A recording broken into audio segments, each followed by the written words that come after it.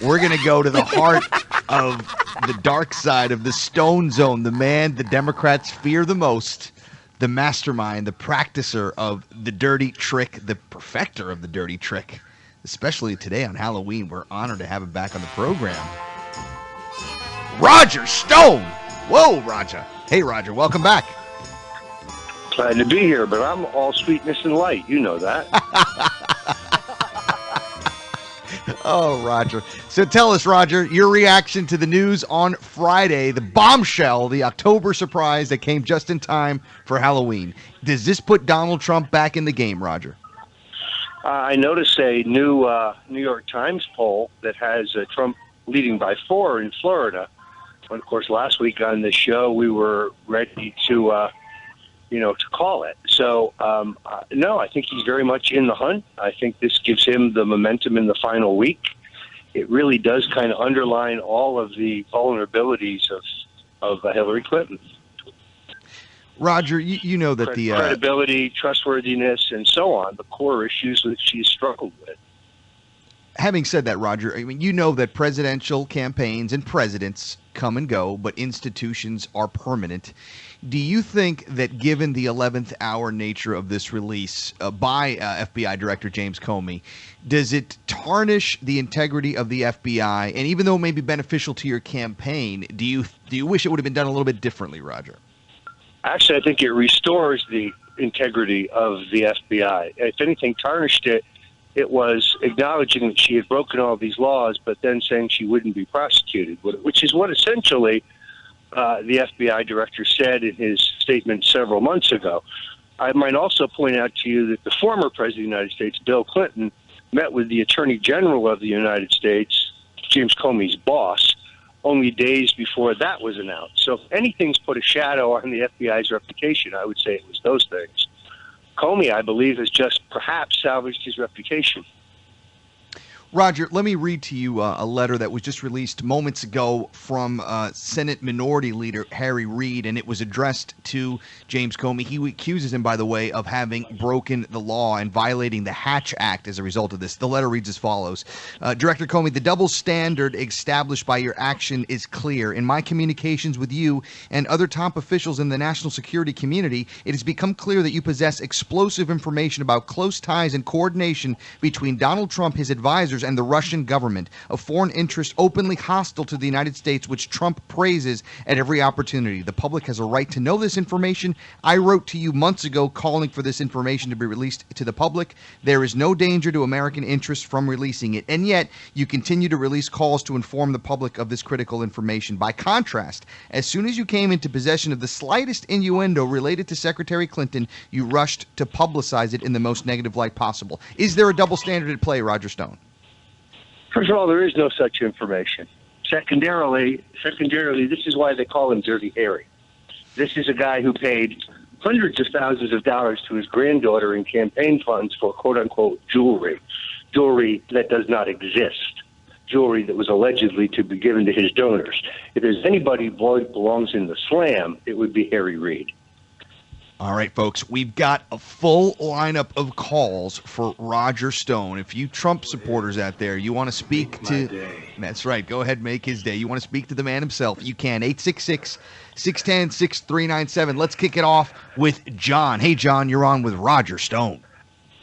How are you, Fernand? Hi, Mr. Stone. I couldn't be happier to have a person on like you. Fernand is so misguided that you could even consider somebody who is a liar, a thief, who hoard the White House out for personal gain. It's unconscionable what she has done. And anybody that could vote for her, I can't even say you're an American. It's pretty amazing that she's gotten away with everything she's gotten away with so far, but perhaps those days are over. We shall see. But, you know, Roger, again, I know that you're a guy who follows science, and I know you like to move by fact every now and again. The question about Hillary Clinton being a liar, I don't think there's no question that she's been untruthful on occasion. That's been verified. But Roger, various entities, whether they be PolitiFact, the Washington Post, various fact-checking organizations have determined that the statements made by Donald Trump on this campaign, 71% in some cases have been pants-on-fire lies. Is it not correct to say that if there is a liar in that group, Donald Trump is the bigger liar, Roger. No, I don't buy that. I mean, you're just parroting the line of the mainstream media. PolitiFacts, in fact, has been proven on several occasions to just be wrong. Maybe it's time to fact-check the fact-checkers. All right. Let's go back to the phones. We've got James on the line. James, you're on the air. Welcome, James. You're on with Roger Stone. Hey, hello, Fernand. Hello, Mr. Stone.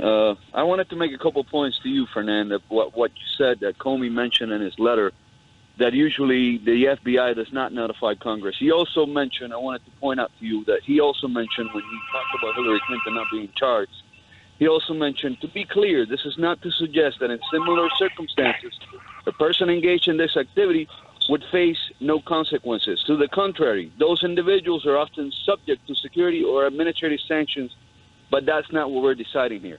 Those were Comey's words at the beginning when they decided not to charge Hillary Clinton. Number two, the investigation was never properly conducted because obviously we now know the guy heading the investigation is connected to Hillary Clinton through his wife and Loretta Lynch meeting in the back of the airplane with Bill Clinton. Okay, so the investigation was never properly conducted. Number three, the only one that has broken with precedence, as you said, and most people are saying, is Hillary Clinton and the Democratic Party for having a nominee who's involved in all these corruption cases and classified information cases. This has never happened before. So Comey did the right thing. The American people need to know what is going on.